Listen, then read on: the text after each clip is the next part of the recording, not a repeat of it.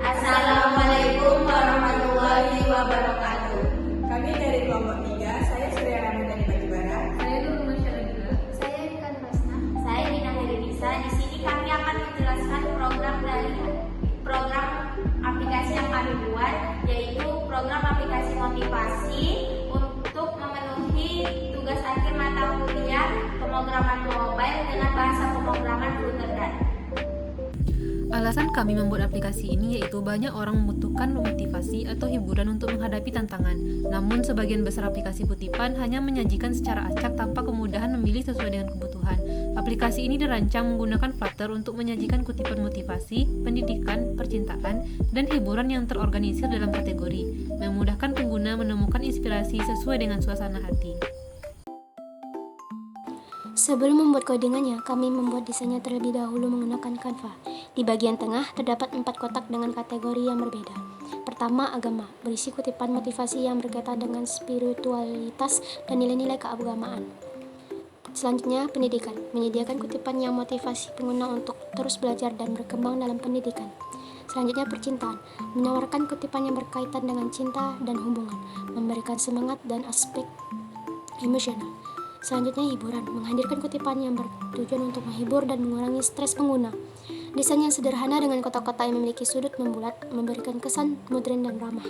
Hal ini memudahkan pengguna untuk fokus pada pesan motivasi tanpa membebani oleh elemen desain yang rumit.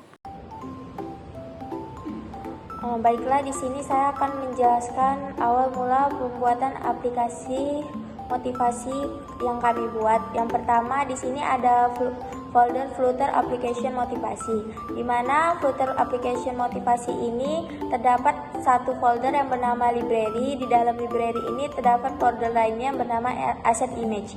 Di dalam asset image ini terdapat beberapa gambar untuk mengkategorikan masing-masing motivasi yang kami buat. Gambar 1 ada kategori percintaan, gambar 2 untuk agama, gambar 3 untuk pendidikan, gambar 4 untuk hiburan. Kemudian setelah menginput menginput gambar di dalam folder library, dilanjutkan di bagian pubspec YAML. Di sini gambar tadi akan di copy paste dan diinput ke dalam bagian aset. Untuk lanjut memprogram Flutter yang kami buat, di sini ada folder bernama main.dat. Dalam folder ini akan dilakukan programnya untuk pembuatan aplikasi selanjutnya. Kemudian di sini saya akan menjelaskan codingan atau program yang kami jalankan. Yang pertama ada Dart, import package Flutter material Dart, di mana pada bagian ini digunakan untuk mengimpor pustaka dasar untuk aplikasi yang berbasis material desain dan di Flutter. Kemudian import Dartmart, di mana pada bagian ini pustaka akan diimport untuk menghasilkan angka acak yang digunakan untuk memilih kutipan secara acak. Kemudian ada bagian class my app. Class my app di sini digunakan sebagai kelas utama aplikasi yang merupakan turunan dari stateless widget. Artinya di mana pada bagian ini dia tidak memiliki status atau perubahan UI yang bergantung pada interaksi penggunanya. Kemudian di bagian build, pada bagian ini membangun antarmuka aplikasi menggunakan widget material app. Di dalam material app ini terdapat title, theme, home yang masing-masing mempunyai fungsi khusus, di mana title sebagai menetapkan nama aplikasi, theme untuk tema khusus yang ditentukan, home untuk menetapkan halaman utama aplikasi atau my home page. Baik, di sini saya akan menjelaskan tentang kelas my home page. Di sini ada my home page, yaitu digunakan untuk widget stateful yang berarti memiliki status internal yang dapat berubah, misalnya ketika kutipan atau kategori berubah. Lalu title ini yaitu menyimpan judul halaman yang diteruskan dari my app.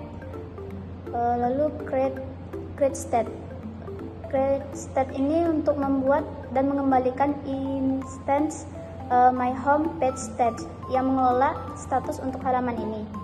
Selanjutnya, kelas my home page state. My home page state yaitu menangani logika UI dan status untuk halaman utama. Selanjutnya, select quote. Di sini berguna untuk menyimpan kutipan yang dipilih. Selanjutnya tentang current kategori. Di sini berfungsi untuk menyimpan kategori kutipan yang sedang ditampilkan. Selanjutnya show quote only, menentukan apakah hanya kutipan yang akan ditampilkan atau tampilan kategori. Selanjutnya select image, yaitu menyimpan page gambar yang sesuai dengan kategori kutipan yang dipilih. Selanjutnya data kutipan pada quotes. Berfungsi untuk map yang berisi kategori-kategori kutipan seperti kategori agama, pendidikan, hiburan, dan percintaan dengan daftar kutipan yang sesuai di dalamnya. Selanjutnya tentang warna kategori, di mana kategori colors itu daftar warna yang digunakan untuk setiap kategori. Selanjutnya pada codingan kami membuat pada final map menggunakan kategori image. Kategori image ini adalah map yang menyimpan gambar yang digunakan untuk setiap kategori. Kemudian pada codingan kami membuat generate quotes. Generate quotes ini fungsi untuk memilih kutipan acak berdasarkan kategori yang dipilih. Fungsi ini menggunakan random next in untuk memilih kutipan secara acak dari kategori yang dipilih.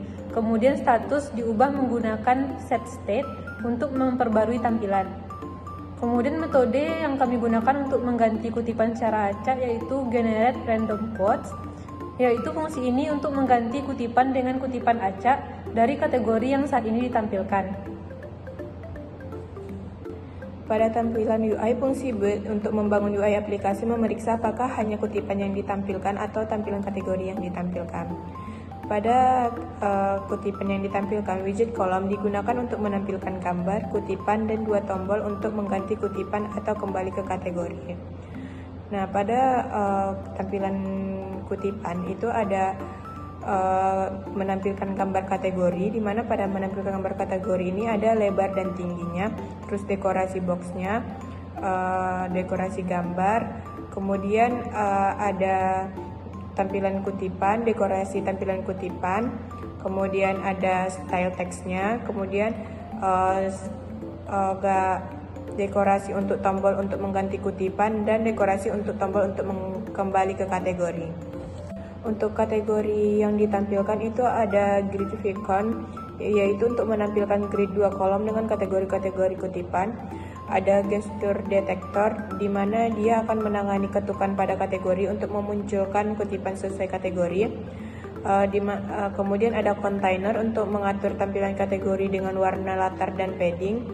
Dan ada center dan teks untuk menampilkan nama kategori di tengah setiap kotak kategori. Ketika codingan sudah di run, maka akan pada Android Studio akan keluar outputnya seperti ini, di mana ada 4 kategori quotes, yaitu ada kategori agama, kategori pendidikan, percintaan, dan hiburan.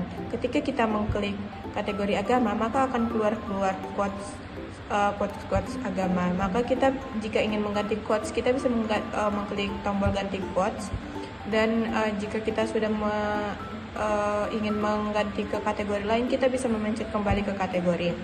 Ketika kita mengambil kategori pendidikan, maka akan menampilkan quotes pendidikan. Kita bisa memencet ganti quotes untuk mengganti quotesnya. Kemudian jika kita ingin mengganti kategori, kita bisa kembali ke kategori. Pada kategori percintaan, kita bisa melihat quotes percintaan, dan jika ingin mengganti quotesnya, kita bisa mengklik ganti quotes. Jika ingin mengganti kategori lain, kita bisa memencet kembali ke kategori. Kemudian pada kategori hiburan akan ada quotes mengenai quotes hiburan. Jika ingin mengganti quotesnya, kita bisa pencet ganti quotes. Kemudian jika ingin kembali ke kategori lain, maka kita memencet kembali ke kategori. Sekian penjelasan kami.